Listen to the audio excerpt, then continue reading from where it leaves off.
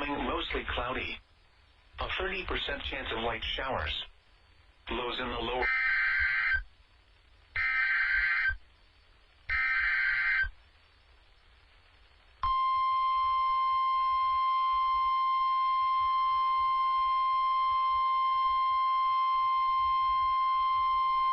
The National Weather Service in Milwaukee-Sullivan has issued a severe thunderstorm warning for eastern Sheboygan County and east central Wisconsin until 7:15 p.m.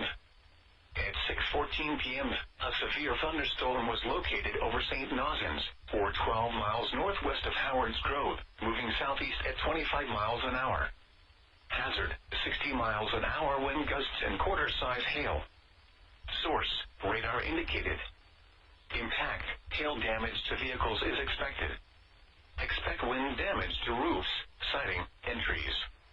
Locations impacted include Sheboygan, Sheboygan Falls, Howard's Grove, Pittsburgh, Kohler, Haven, Jimsville, and Jacksonville.